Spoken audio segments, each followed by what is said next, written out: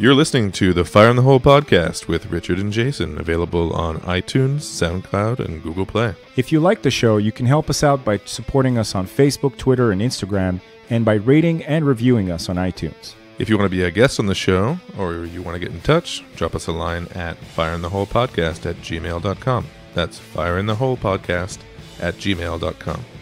Enjoy the show.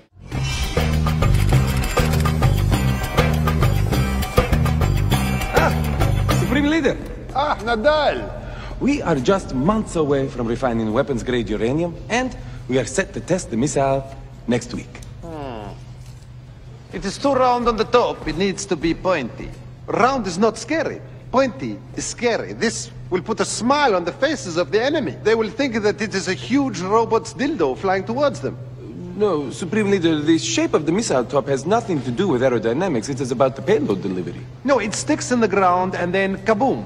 Supreme Leader, I think perhaps some of your information about bombs is coming from cartoons. Nonsense. They were research films. And in them, the victims of the bomb would get very sooty faces, and then a see-through version of themselves started rising up towards heaven while playing a harp. In this film, just one question, was there a duck who, when the explosion happens, his bill goes around the back of his head, and then in order to talk, he has to put it back this way? There was somebody who suffered a deformity like that, yeah. Okay. I am now 100% sure that you are watching cartoons.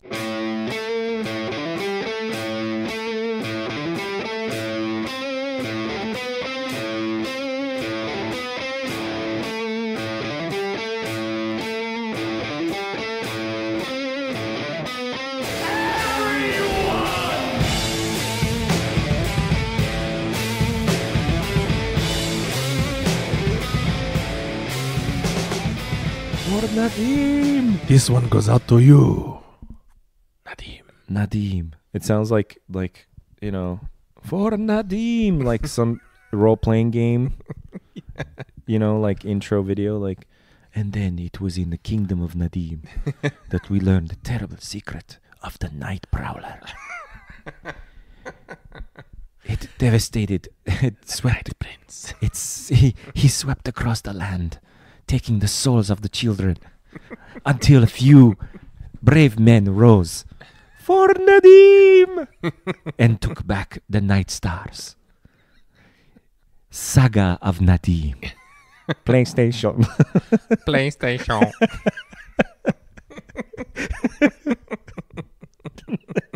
I missed that retarded PlayStation I thing. wonder if, like, younger people don't even get that reference. PlayStation. No. The gamer community is alive and well. And you know what? The one thing that the internet has done now is that you literally can make jokes. People will laugh. Younger people will laugh at them. They won't know why it's really funny, right, but they'll know the reference.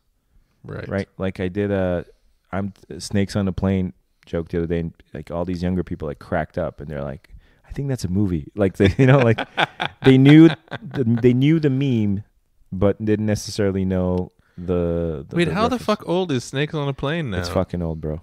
When did it come out? It's very old. It's like 2001? Something like that, which is a long fucking time ago.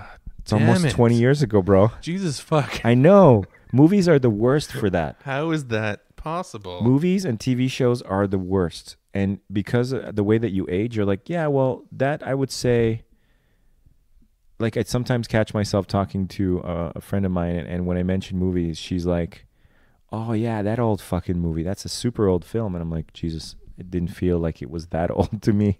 2006. 2006? All right, that's still 12 years ago, bro. Jesus. Right? Yeah, man. It's madness.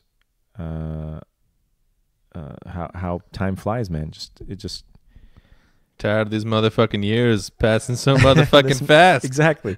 Motherfucker. Yeah. And it's like everything's memed immediately now. Every utterance on social media. Right. So these things are aging even faster now, right? Even like Trump stuff is like totally, yeah, it's done. Even he's done. having trouble having people talk about him because people are just done. Yeah. They're How just long can you moving talk on. about the same subject? Right.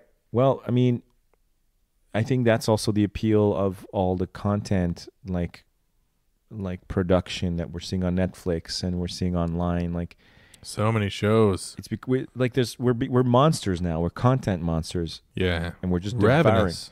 How many series do you used to watch back in like 10 years ago?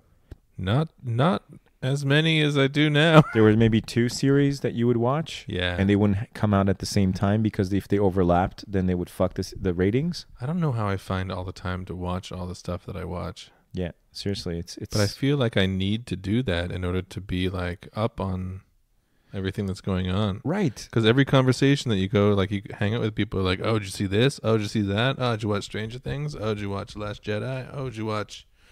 Yeah, somebody goes, Did you watch Stranger Things and Altered Carbon and this other show and the Chappelle show and the Chappelle stand up and you're like, you just that's 27 hours that you just in that one sentence. No, I didn't fucking watch all that stuff. Right. Oh, well, now you won't get the next 90 minutes of what I have to say. Right. And also, you're going to spoil it all for me. Right. But at this point, like, it's so exhausting. Right. I think we're reaching kind of a peak. We're reaching a place now where the data is starting to maybe degrade. Not that good stuff isn't coming out, but it's just like everyone's producing top-notch fucking must-see TV. Yeah, for sure. So there's a breaking point, I think, at some point. All right, well, let's jump into that. Like, you know, since we haven't seen each other in a little while and the shows have been few and far between because of our schedules, as we talked about on our last episode. Yeah. That also means that, you know, we haven't really discussed what we're watching, and that's kind of a thing we kind of do, you know, as most That's true. friends. I get my updates about what you're watching by your Facebook posts. Oh, right. Because I'll make a random comment. Yeah. And then Hugo will comment and you'll antagonize each other about it. That's a nice way of putting it. I would say Hugo takes a steaming dump on anything I say. Shout out to Hugo. Shout out to Hugo. Well, I'm glad that while we haven't had a chance to hang out as often as normal, that someone has taken up the mantle of taking steaming dumps on.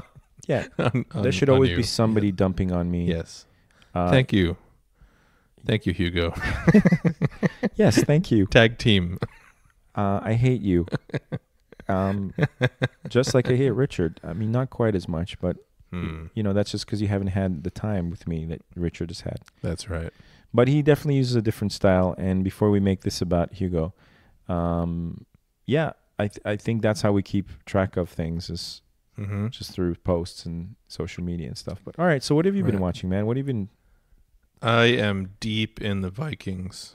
Oh yeah, you're back on the Vikings train? I'm on Vikings, yeah. Holy shit. Yeah. It's intense. What season is it on now? Season 5. I'm on season 4. Okay. I dropped off, I think, at the end of season 2. I think that's where I dropped out, yeah. And then not that it wasn't a stellar fucking show. it was so good, man. And way more popular than I thought it was. Like, Yeah. there's a lot of people watching that shit. And then I couldn't get back into it. Like, I moved on to other things, and I found it was like a really hard show to kind of get back into. You can't just jump into it, right? There's a bit of a buy-in. Yeah, you got to like kind of rewatch the last few episodes that you didn't watch, and although like the last time on Vikings, right? You know, get a few recaps in there, then like, okay, now I'm back in the groove, and then, but holy shit, is it intense, man? It's fucking it's beautifully made. Yeah. Series. Top notch. Yeah. I'm approaching the end of season 4, and it's like every night, like I'm losing sleep on this. Like I'll put on an episode at like 11 o'clock, and then like 12 o'clock rolls around. Like I really want to watch the next one. Like they're really good at like leaving it off on a point that you want to get the next like one. Battlestar level. Yeah. Okay. Yeah, it's like, up there. Motherfucker, I need to know what happens next. Yeah. Okay. Yeah. Exactly. Like I can't leave it off there, and then like get to the next one. Like I can't leave. I have to work in the morning. Right. You know. I need both eyes tomorrow. I can't do it one eye. Yeah, but it's a page turner. Oh, I'll definitely. It's on my list, man. You got to get back into that shit. In my opinion, there's so much stress, you know, with me when it comes to catching up on shows or watching shows that people I respect are recommending. There's almost like a little panic attack Right. because I know that you're probably 150% right, and it's probably amazing. But what happens to me also when I watch a very good show or a very good movie is obviously it lights up my feelings of wanting to produce Oh, sure. that yeah. stuff again. And there's a I could see mixture that. of joy and sadness that comes with it. Mm. There's the wonder and the amazement at seeing a piece of work that's really fucking top notch, and just seeing how even the shittiest show now, what level of production and effort you can find in it. Even the garbage like entry level show now has more production integrity and acting levels in it than, like, it's really up the game across the board. Mm. And even shows that have topics that I don't give a fuck about at all, like a show like Riverdale, for instance. You couldn't pay me to watch that fucking show, but I can just see from the snippets I've seen that it's a solidly produced show, and whatever demographic it was meant for must be enjoying the fuck out of it. Right. Because even that piece of shit, not a piece of shit, I can't say that I haven't watched it, but even a show like that has no appeal to me whatsoever, is bringing it. And I keep hearing about these shows like Atlanta apparently is riveting. Right. I Yeah, heard I've that's heard an that too. incredible show. Mm-hmm. Like This Is Us, apparently. This Is Us apparently is really moving and like a heart-wrenching kind of thing. Yeah, I have like two categories of shows, like stuff that I'll watch with Sylvie, Right. with a girlfriend, or the ones that I'll watch on my own. And like Vikings is squarely in the category of watch on my own because That's your it's shit. like, it's very violent and stuff. She's not into the violence and Uh-huh. stuff. But there's all these other ones, like these dramatic ones that, or like comedy. Like we're watching 30 Rock. Like revisiting it, or I mean, I had watched it sporadically, but I did not realize what a masterful. it's a masterpiece show. It is so fucking well written. Consistently. Every single one, and there's not a wasted moment in there. Never. There's 0% fat in that show. It's amazing. Like And we just like imagine- laugh out loud. Right. It's No, like, it's a very underrated show. holy shit, man. Like it had its success and it had its prominence, but I don't think people, like, in retro, that's one day they'll realize this was one of the funniest shows ever on TV. It is so good. I cannot recommend it enough. Yeah. Like every single time. The premises, the actors, the editing. The casting, like the characters are just amazing, and Yeah. and it's something that it's kind of like The Office, right? Like the more you become accustomed to the characters, like you get to know them more, and then there's all these kind of like sort of inside jokes, And it's consistent. right. You like can go back to develop a season one. relationship with the characters. It's something. Mm-hmm. And we just finished watching Handmaid's Tale too. Ooh, I heard good things about that. Fucking epic. Like sci-fi kind of treatment of the, or is it? It's a dystopian future thing. Yeah. Okay. But it's very, very well made. I was kind of apprehensive about that show. I heard a lot of good things about it, but I thought like it would make me feel horrible about being a man or something. I got like vibes off of it where it's like the worst of mankind. It is. It totally is. And then you're like, you feel awful, and then I didn't want to take that. It's the same reluctance I have as watching a documentary that's probably really riveting and deep about like marine animals. But then can't deal with the fact that we're probably murdering them with our pollution and they're being harpooned and shit like that. Like you want that info, but you're not emotionally able to take it. So, but you're saying it's worth it. Oh, totally worth it. Yeah. Yeah. Yeah. Definitely look into that. Okay. So would that be your biggest picks or biggest discoveries? No, that's just kind of what I'm into right now. That's Okay. that's what's kind of fresh. Walking Dead. Are you still watching that? I'm up to date. They're still on break right now. Okay. I think they're coming back soon, but yeah, I still watch it. I'm not as into it as I was before, but Still has an appeal. yeah. Well, I'm a sucker for the zombie stuff. Of course, yeah. You're a tried, tested, and true hardcore zombie fan. So. I'll keep watching it to the end. Yeah, and 'Cause that's cool. No matter what happens. If it ends, If it ends, yeah, exactly. one day. If Ironically, it ends or I end, or whatever. that may come before. Yeah, Yeah, exactly. interesting. Well, there was, of course, all the denouement, if you will, of the Marvel Netflix experiment that didn't go really well, as far as I could see, critically speaking. Although, Daredevil came off really strong. Season 2 was a little weaker, but still very, very deep and very watchable. Right. Jessica Jones, I have mixed feelings about, but was certainly not a crappy show. I didn't make it to the end of that one. I just didn't feel it was for me. Right. Like it didn't, but it wasn't one of those like, it wasn't for me, but I didn't feel like it missed the mark. I just felt like I was not the target audience. Yeah, I would agree with that. But it was not that it shouldn't exist. Just, right. It was just not for me. Right. Luke Cage again was almost not for me, but it was enough for me that I found it compelling to watch. I enjoyed particularly the first half. Yeah, exactly. Although I had no problem with the second half. I have the reverse issue. I thought that the villain in the first half of Luke Cage was kind of compromised very early, therefore they never presented any threat. And then second half with Diamondback, I thought was much more compelling because he was a menacing, vicious fuck and had the resources to potentially kill this hero that can't be harmed. But a lot of people didn't really like the whole costume thing at the end. Right. Totally understandable, but I think they did a bang up job. Iron Fist obviously was my Vietnam. Steaming pile of shit. It was my Vietnam. Really. It really was. Because you love that character. As Brian Posey would say, for him, the prequel, it did what the prequels did to guys 10 years older than us. Like, we felt the shittiness of the prequels, but I think guys 5 to 10 years older than us were the actual, like, Kalima. The real victims. The ones that felt it the hardest. Because they would have just been about 8 or 9. Oh, yeah. When Star Wars came out, and it was that moment, that special, sacred moment with their dad, their mom, whatever. They were old enough to remember, love. And, they weren't just, like, drooling into a sippy cup. And the prequels destroyed their lives. Now, the Iron Fist had I took a tremendous blow. But I moved on. And Defenders, unfortunately, almost finished the job. I mean, it was by no means as shitty as Iron Fist, but I almost submit that the stink of Iron Fist kind of carried over to the Defenders. Right. Even though there were 3 other perfectly serviceable characters that could have carried the show, somehow just the stench, the ooze of Iron Fist, like Defenders should have waited a year more to come before coming out because the hurt was still there, the crater. And the character's still there. Well, never mind the fact that it was somehow kind of about him.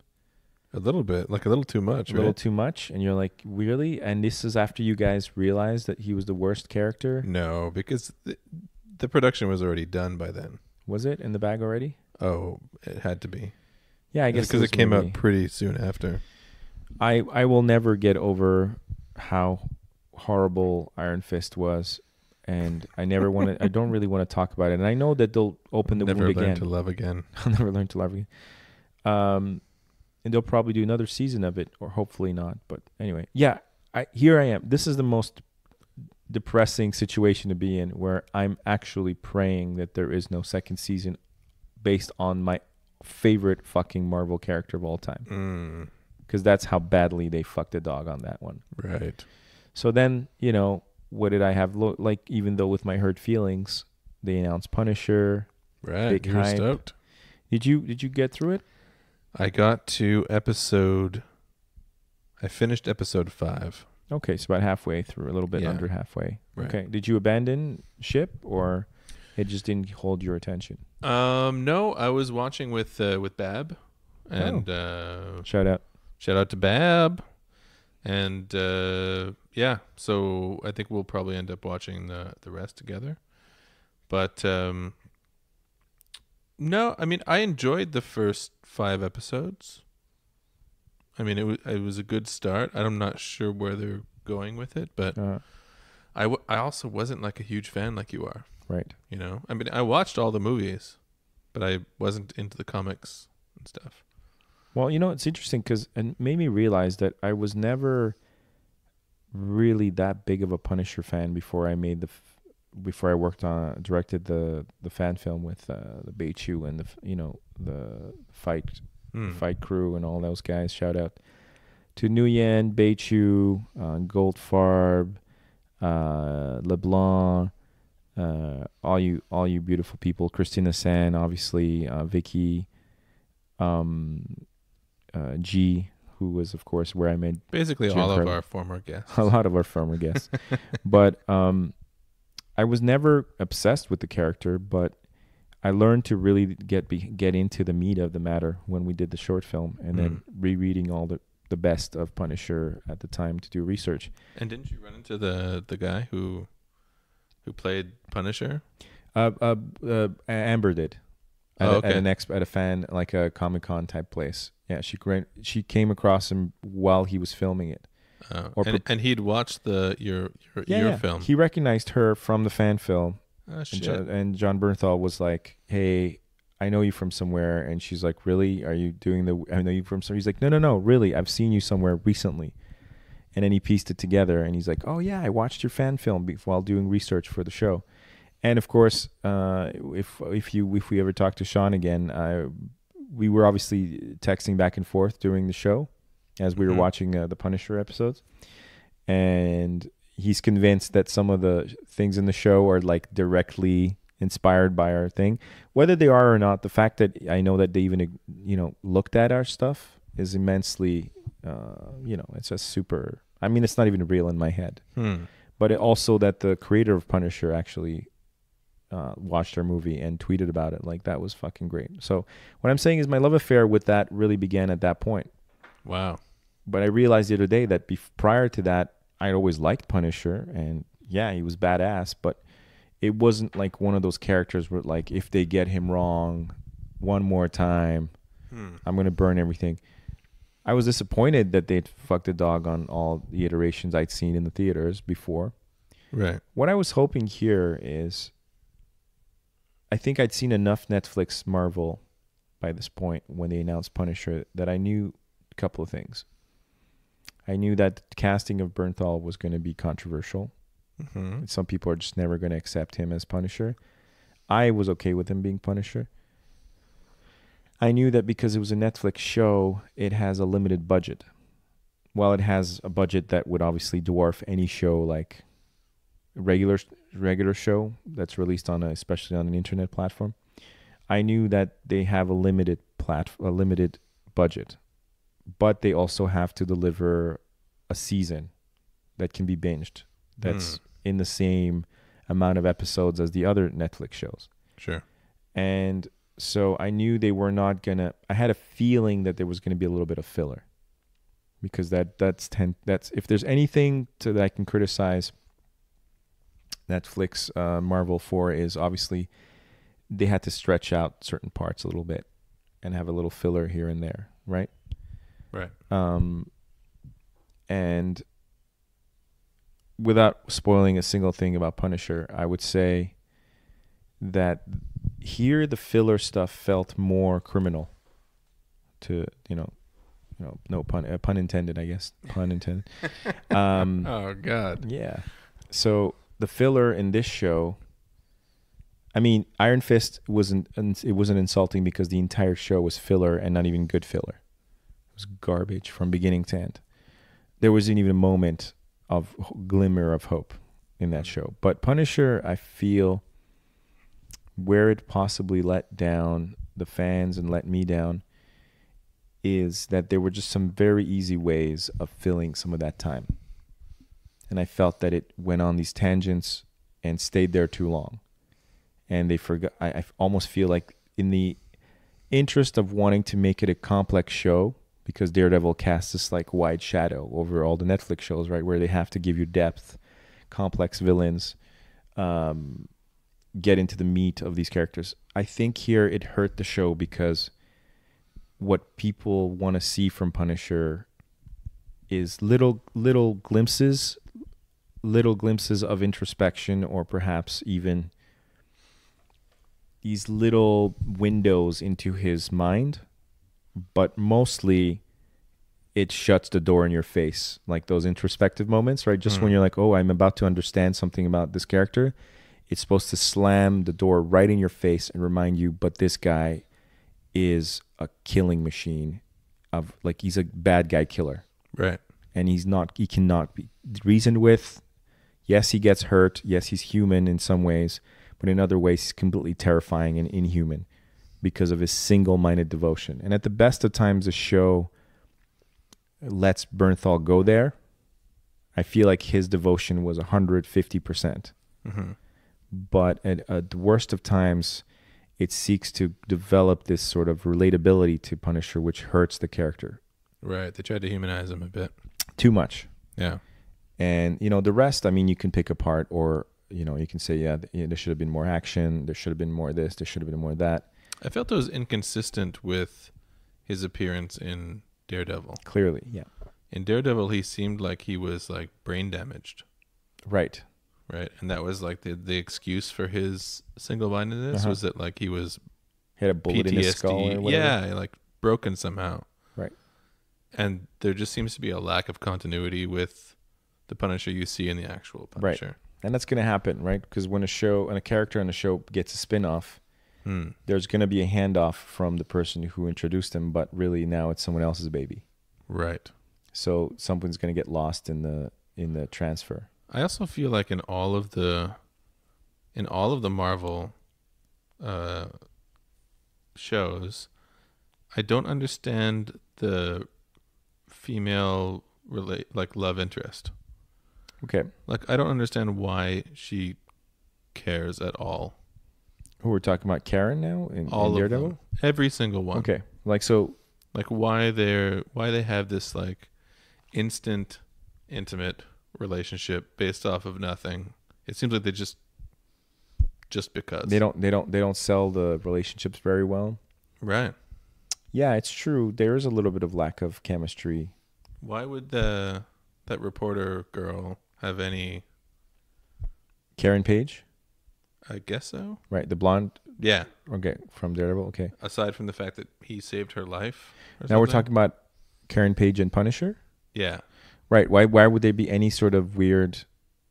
Why would there be any kind of connection? Why is she in love with him? Yeah, and let's say she feels for him or whatever and develops some sort of pity. That's not something Frank Castle would return.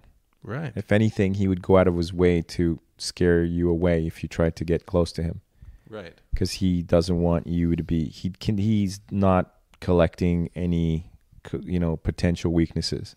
Right. And therein lies the whole interesting part of Punisher as a character, is that he kind of works as a brilliant twist on all of the things that you're usually wanting from a show. Right? So the same way that Game of Thrones or Battlestar had this sort of ingenuity of going against the grain, and we're like, no, we're not going to give you totally dependable storylines where you can enjoy these characters for age. No, they could go anytime. Right. They could turn out to be traitors, or they could Cylons or a rock in the face and their skull caved in after 3 seasons with no warning. It's and that's what made our blood rush again. Here you had an opportunity, I think, and of course it's easy to criticize, right? Of course.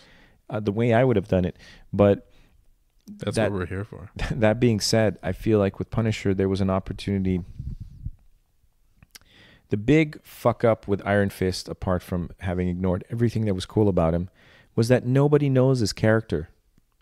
Right. So sticking to the source material was, first of all, very important.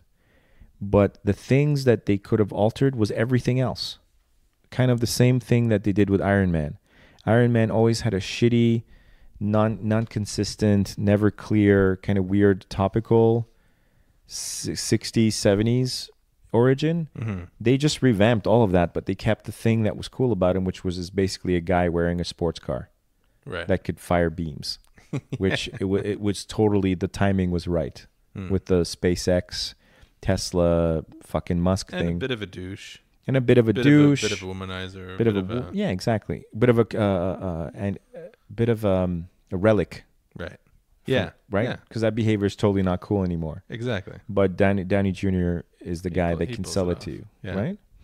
So with Punisher, I feel like you had an opportunity to constantly tease this arc, like, oh my god, and they did that in the comics really well.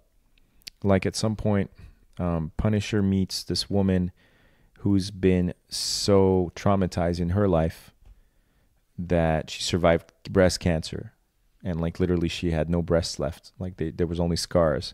She had been wronged in horrible ways, and had kind of organically turned into a kind of a female punisher. But instead of punishing everybody, she was just settling the score with the people in her life that had horribly mistreated her.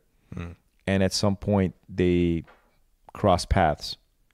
And even though Punisher is like in no ways open to any sort of romance, they kind of fall into each other's arms one night and have almost like just lean on each other for one night. And yeah, they're having sex, but it's mostly about just punishment. They punish each other. It's about two people who like finally meet another person to whom they don't have to explain anything. Right. Because they just kind of looked at each other and they both knew. Punisher saw in her a sliver of the madness that he has. And she finally saw a guy that would understand her. So they have this moment. And then there's this really great moment where they're lying in bed together. And you're expecting this sweet moment of like, oh, has the someone finally melted the ice? The pillow talk. Right? But no. There is no getting to Frank Castle. There's no de-thawing him. He's like a well-programmed fucking timepiece. He goes. Well, the idea is that part doesn't exist. Yeah, and that's where the tragedy is. Right. Where because people keep thinking like, oh my God, I can reach him. And in this way, hilariously enough, is what the Dolph Lundgren movie got right that none of the other Punisher ever managed to touch. Is someone is trying to save him that knew him before he went nuts. But Frank Castle's dead. But he's gone. And he can't be bargained with anymore. And that there is only Zool. There's only Zool. Yeah. And I think maybe that's a message that is not contemporary anymore. Maybe that's not something they can Netflix brain trust right now is like, that's not a message for now.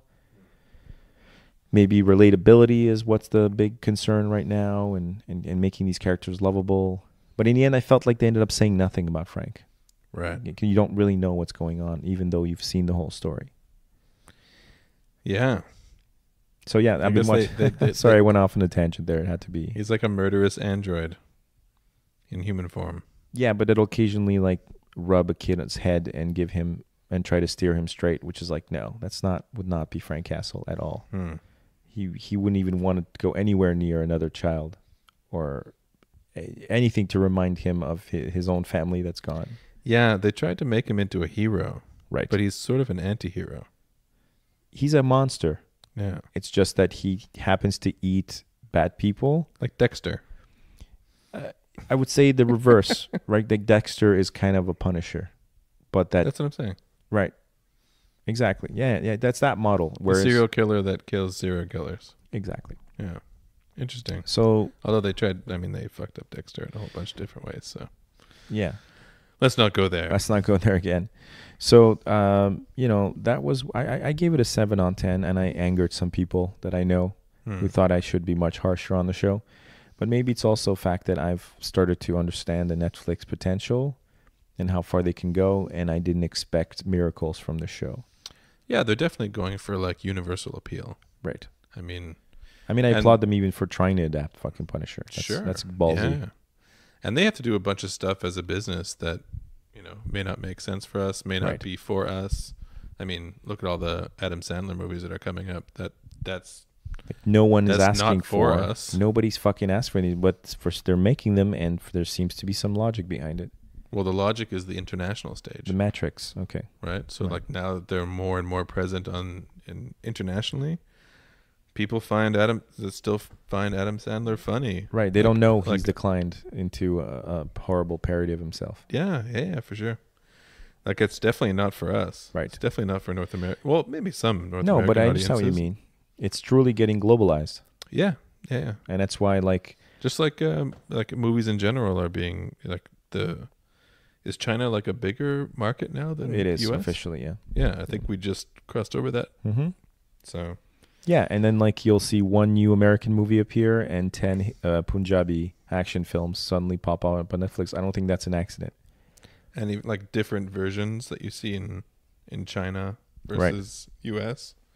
I mean, we've been used to Western culture being the biggest consumer of media, and we've benefited from that, but that's no longer the case. Yeah, the shit's turning. Yeah. Yeah, we're no longer, like Spanish programming, black programming, Chinese programming. These are very quickly overtaking the concerns and the aesthetics. Yeah, and that's fine. You just need to know which ones are for your demographic, I guess. Right. Yeah. You know? Yeah, I mean, it's been interesting. So yeah, I guess maybe the other show I wanted to quickly mention that I started watching was Altered Carbon, which I haven't started that one. I was avoiding for a while because it looked too juicy and I was afraid to fall in. But at some point I just said like, okay, this is fucking ridiculous. This is my shit. Sci-fi, dystopian, like I cannot not watch the show. Right.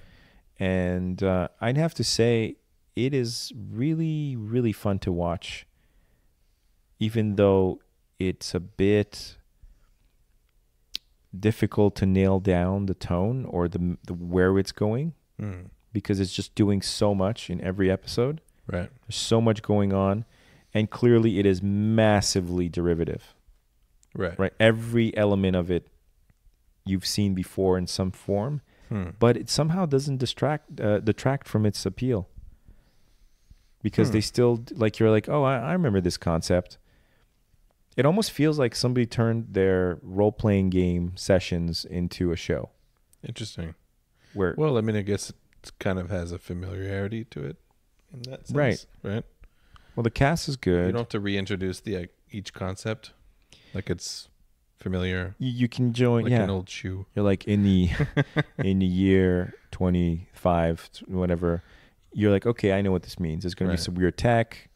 There's going to be people. They stole my memories. Yeah, right. Yeah. Exactly. Put him in the tank. Yeah. Grow another one. Right. He's an android, like all that stuff. Right. It's sci-fi porn to the max. Okay. So you're going to get all the goodies.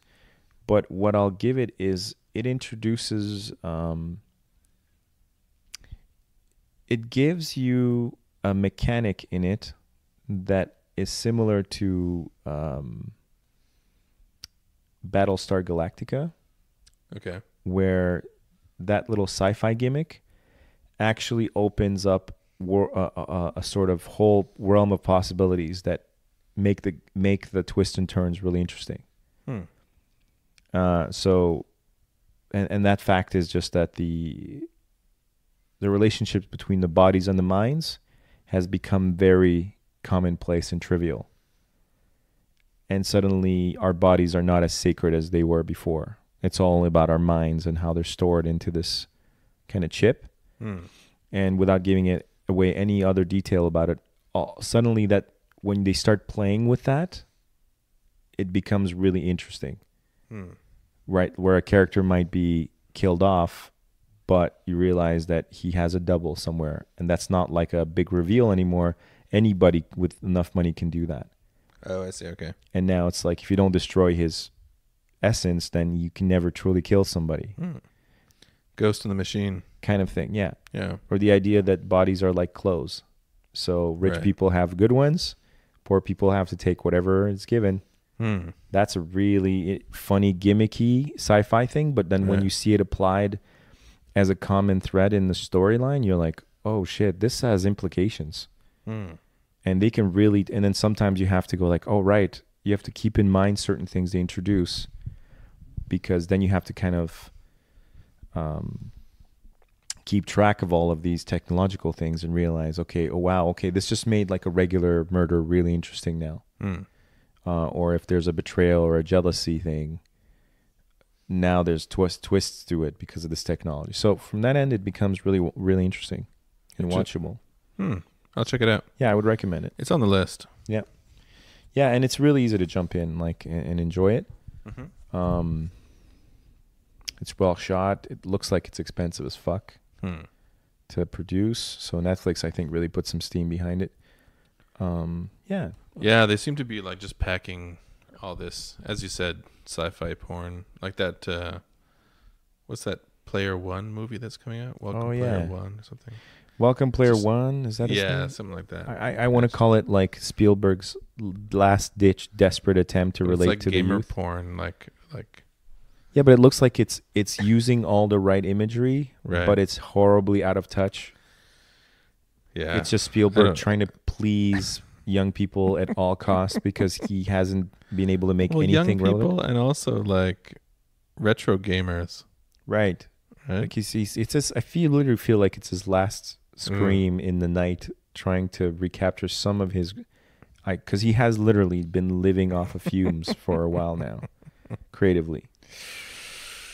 But anyways, we we- shouldn't give that any more of our attention.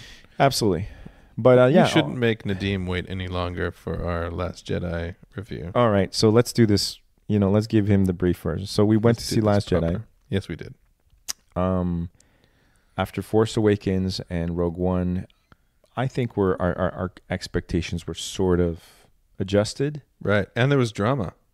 Yeah, There Yeah. was there was Uh, actually feels. no, like we got kicked out of the theater. Oh, that's right.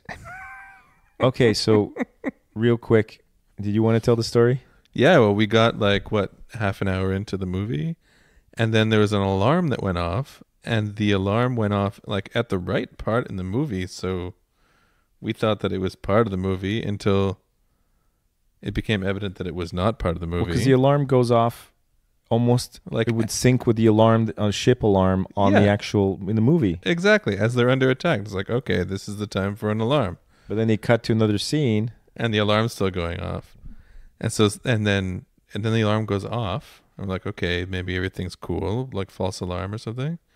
And then somebody comes into the theater and starts yelling at us that we need to get the fuck out.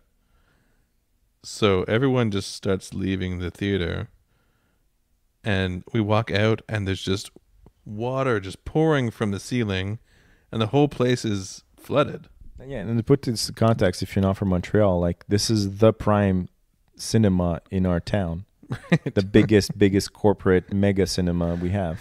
We're on the second floor, and there's like a waterfall coming from the ceiling. Yeah, the ceiling is just bursting open, and it's like it was a cold night too, right? Yeah, I think that's what happened. Like there's a pipe that froze or something.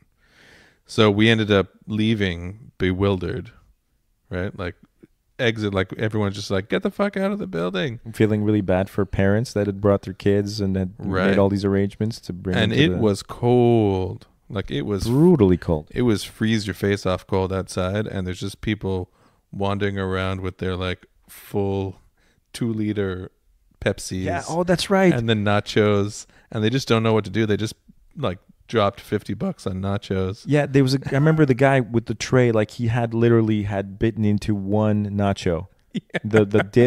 The dip compartments were full. Yeah. And suddenly he was like shoved out the door with his big gulp and his $20 nachos. It's like a scene from like a war movie or something. Like once the like the bomb went off and like everything's going in slow-mo. Yeah. There's a guy who's trying to wave but he has no arms. Yeah. And someone's trying to tell him he has no arms but they're deaf. But my nachos, how do I Nacho. Yeah. No, it was very weird. And then we ended up going back to your place, and then Right. you booked another fucking show. And we're like, fuck this. Like we need to finish this tonight. So yeah, we got some more tickets, and we went back, and this time we got stuck with the 3D, but whatever. You got refunded for the initial show, right? I haven't gone back to You get my haven't money reclaimed back. But yeah, so I still have the receipt though. the I'm coming for you, Cineplex. motherfuckers. Here's the another layer of jokes on this whole event is that we were celebrating at the initial showing where we went to before the ceilings opened and gushed water. We were celebrating the fact that we'd managed to get into an IMAX showing of Last Jedi without any motherfucking cock-sucking 3D glasses, Oh yeah, it was so sweet. which I have grown really to loathe to a point that I cannot fully express how much I hate those motherfucking 3Ds.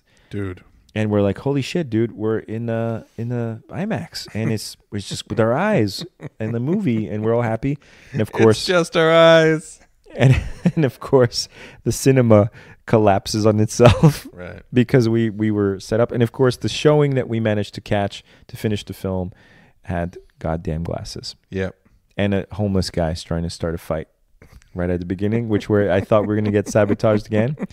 But luckily, the 2 5'3" security guys were able to wrestle the homeless dude out. The universe tried to stop us from watching this film, but Right. And we then showed it. we showed it, and then we got all 3 glorious hours of ambivalent Star Wars. Jesus, that movie was long. It was a pretty long movie. Yeah. All right, let's stop fucking around here. All right, let's do it. What did you think of it? Nadim's getting impatient. Yeah, Nadine's gonna get for Nadim. So,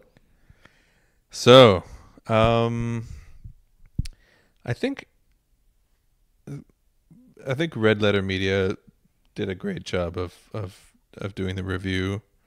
You know, the movie in of itself. So I have some problems with the movie in of itself, but in general, the major failing for me, which may not be the case for newer audiences, is that at the end of this movie, I don't look forward to the next. I think it officially was like you severed the ties. So I just don't care. Right. I mean, I'm going to see the next one. But officially, it's no longer a hype moment. Right. It's not like in the last one, I was like, oh, damn, I can't wait till the next one. Mark Hamill, holy Right. shit. Yeah. You know, there's something to look forward to. In this one, it's like, I mean, maybe there's something that they're going to establish down the road that will make me look forward to the next one. They'll get our money. They always do. I'm going to go see it one was way like- or the other. There was a trailer or the poster for like the Solo movie, and I was like, fuck your motherfucking Solo movie.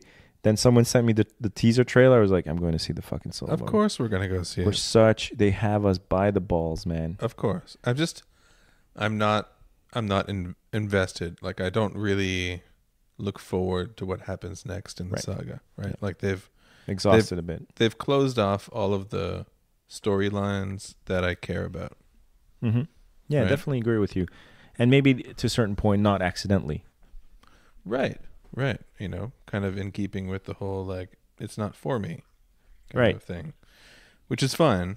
I also saw another thing which makes a lot of sense, which is the whole, like, warp ramming thing where they're like The ramming speed the ramming speed gimmick. thing, which kind of like renders essentially the entire Star Wars saga to be futile. The whole saga? Well, because if they could just warp ram everything, Why didn't they just Why go did- full kamikaze on the Empire? why didn't they just do that at every turn? Right. Right? Oh, there's a shield generator on the planet. Okay, just warp fuck ram it.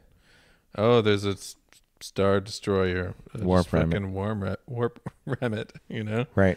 like it just It's one of those additions that hurt maybe the credibility, quote unquote, of that universe. Is what you're saying? yeah. Yeah, I guess. I didn't see such a wide-ranging damage to that gimmick, but certainly, yes. It does, at the very least, it defeated a lot of the film's running time. And it also just made it so that, like, everybody who's in all of the previous Star Wars are idiots Right. for not just immediately going for that. First of all, yeah. And also, go- did it just- feel like a bit of a Battlestar Galactica rip to you A little bit. when you really think about it? Yeah. And they pulled, it was very Battlestar Galactica. It was, yeah. They're on the run constantly. The fuel's running out. the hopelessness, yeah. And then there's they have to sneak someone on board to disable the enemy ship, and then they have to pull the whole like no one will see the little ships. They'll and one by one the ships are getting chewed up. Right. I Yeah, saw a very lot of much parallels so. there. Yeah, that's very true. Yeah. Okay. The like Force Ghost thing. Oh, the Yoda moment. Did that upset you? No, not necessarily. It just seemed a little bit off, and the fact that it was a projection the whole time with at the end. That it was a projection. Oh, that Luke was like projecting meditating the whole himself time. Yeah. to the.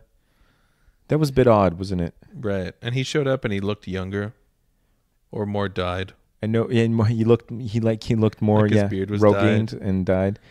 But nobody. And noticed? he brought the fuzzy dice thing, and then that disappeared afterwards.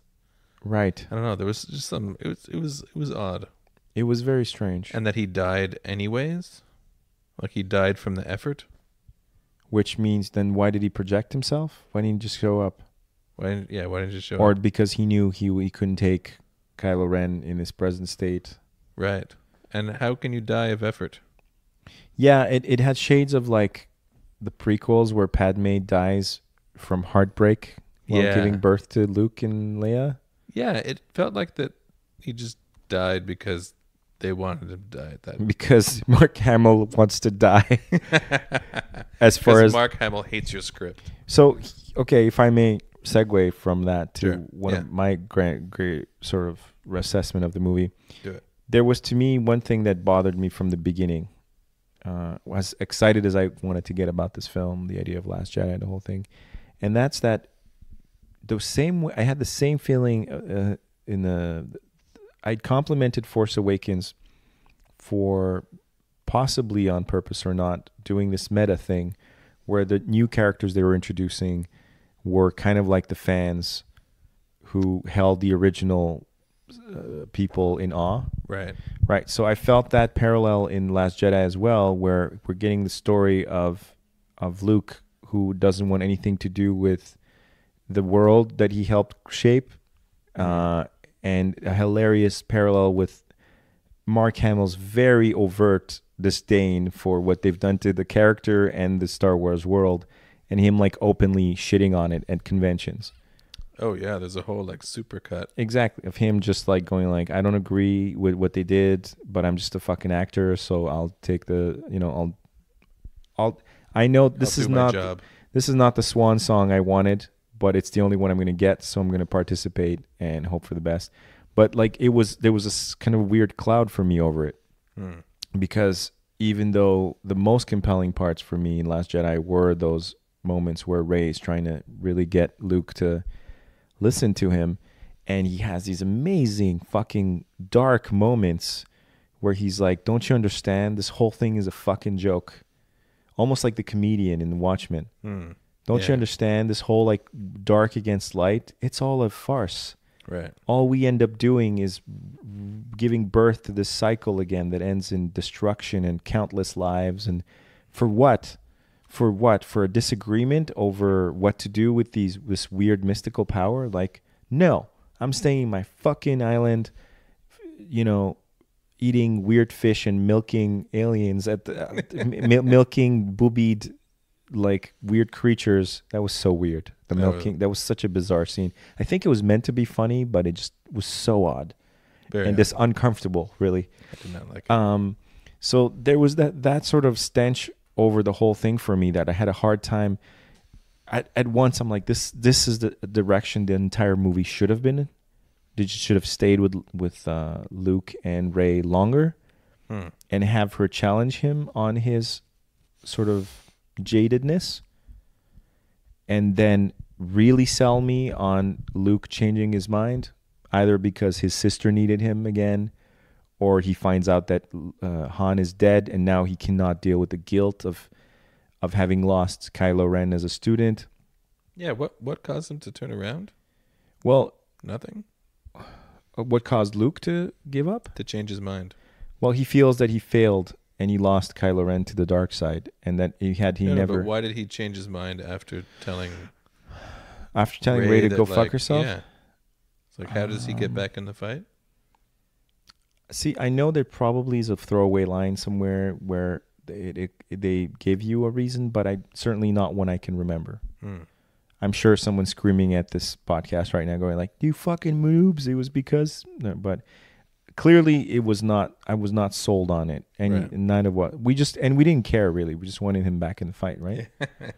Exactly. But if it had been a little bit more of a psychological game, and then in parallel to their, in parallel to her trying to bring him back into the fight, you would have the actual fight getting more and more desperate, which there were shades of, but again, it fell into the Battlestar clone, and a completely useless side plot with fucking Finn and the engineer girl, which was just pure, like, for toy making purposes, Right.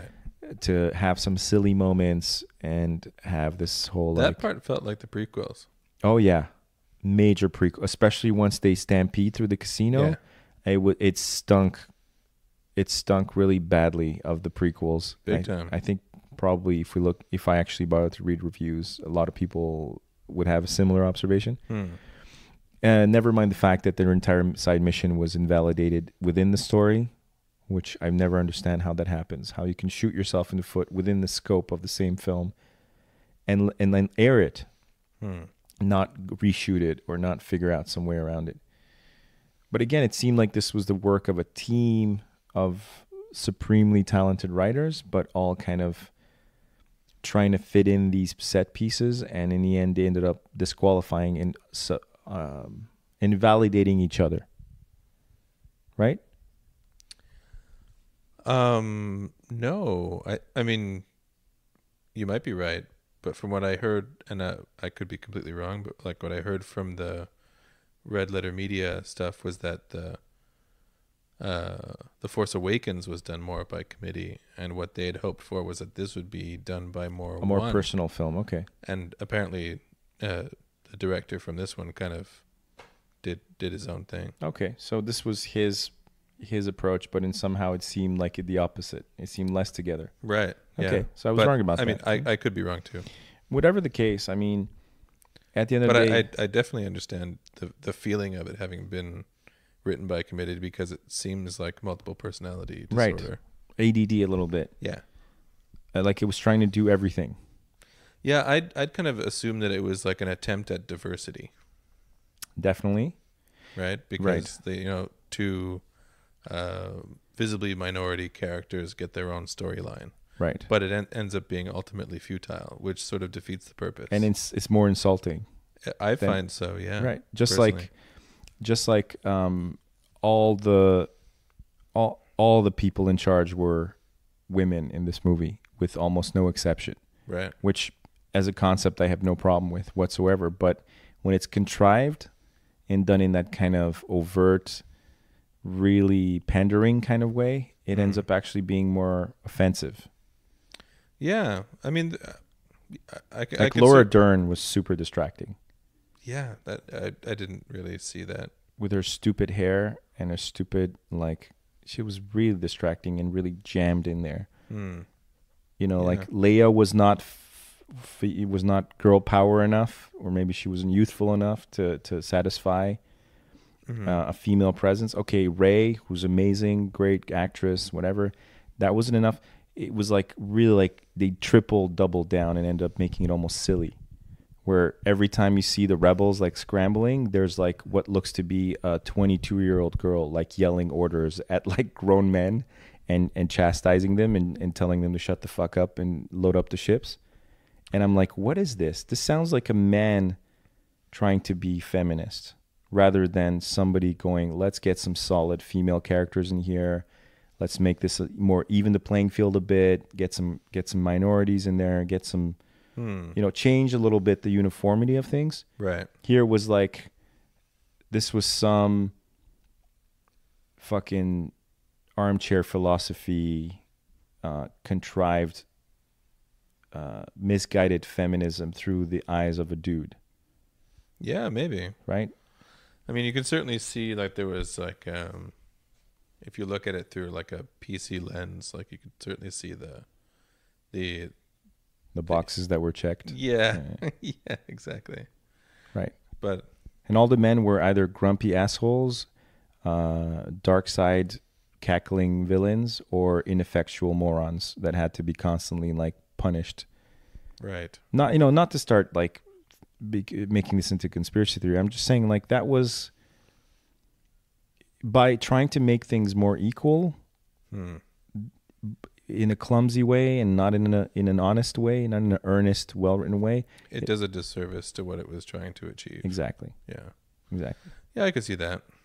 Like, it's not enough to just change, like, all right, let's put 70% of the characters be female, especially the command ones. So, like, that in itself is a really sort of heinous, almost, it's kind of gross as a decision.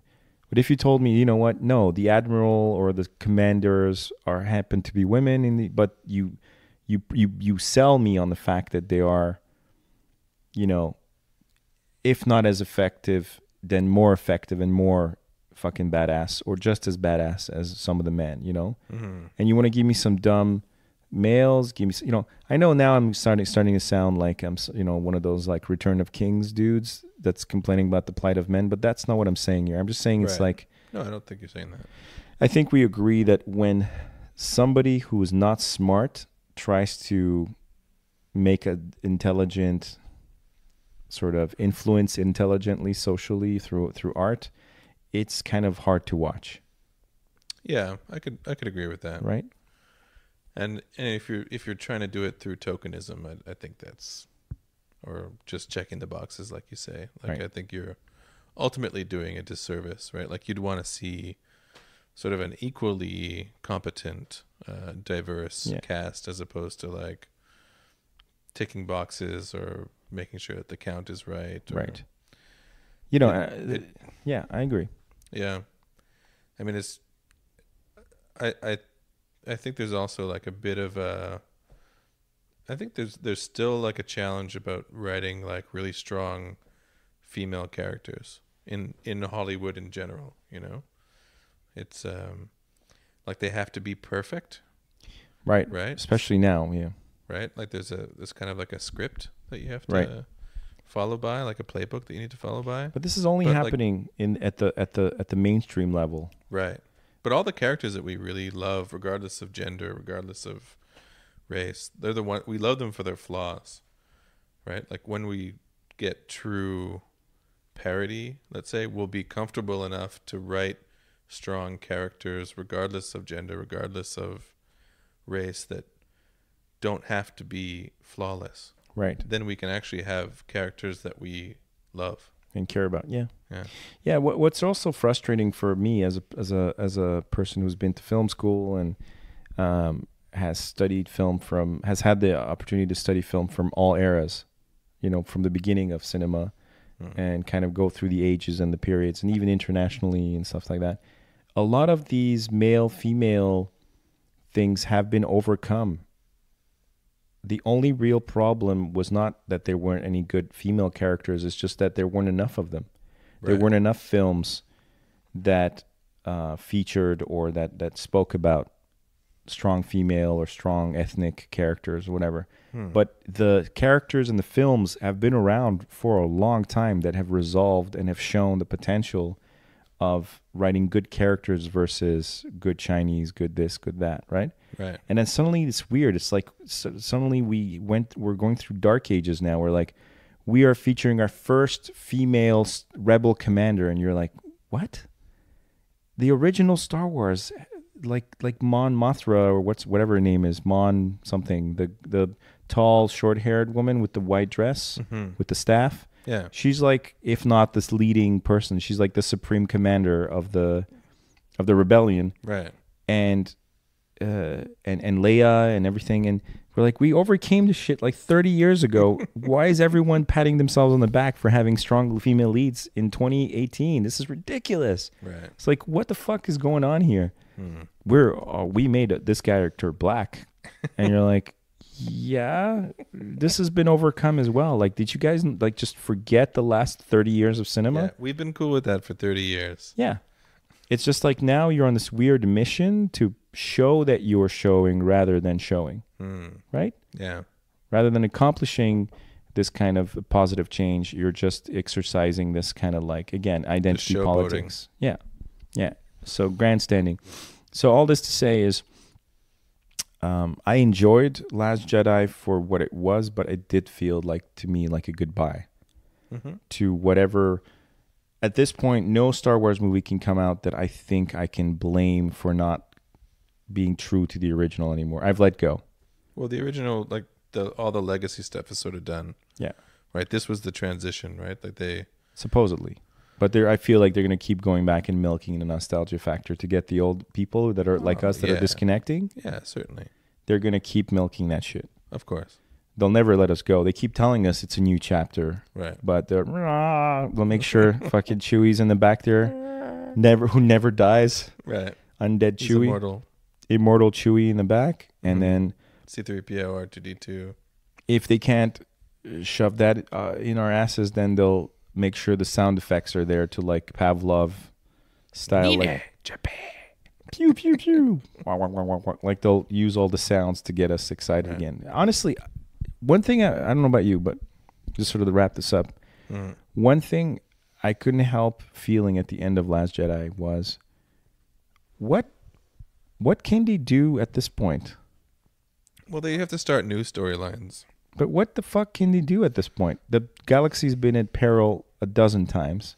Right. The big evil machine has been blown up a dozen times. Mm-hmm. They've had this super evil emperor take over the galaxy, and that rule be broken. At this point, unless they really go back and scale down and started making it about these individual stories, what possible great scheme is left to explore in Star Wars at this point? Well, one of the big theories for going into this movie was that they were going to go into like the Gray Jedi stuff. Okay. So that there would be more of these people, like these... Well, like going to like... Because the light and the dark... have failed. Only understand like a small percentage of the Force, but there are like other Force users out in the outer rim, that understand it way more, and that there's like in a lot of the stuff that's no longer canon, like I think they explored the gray, which is somewhere between the light and the dark, right. And that the light is bullshit, the dark is bullshit, but like the balance is where the real balance between the two is where you unlock the full potential of the Force. Right. Okay. Where it's not like the light Jedi heal and the dark Jedi use the electricity bolts and stuff, but like that it comes down more to the individual than to the group identity. Right. Well, that sounds interesting, but I just don't know how you build any. I mean, the black and whiteness of the light versus the dark is what made the Star Wars storyline compelling. If we have these like anything goes type of weirdo Force users, I could see it as a series possibly existing in the Star Wars universe, but as standalone films that are part of this never-ending sequel or rama, right? I honestly can't really wrap my brain around what could they possibly present as a next Star Wars movie that I could possibly care about. Well, I might eat my words. I might live to eat my words. Yeah. Well, I guess they're kind of doing the mirror image of the original series, right? So this was our Empire Strikes Back. This was our Empire Strikes Back.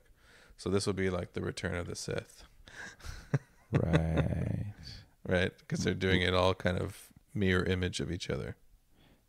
That incidentally reminds me of one of the most heinous parts of Last Jedi, with the trooper tasting the ground and going, "Oh, it's salt."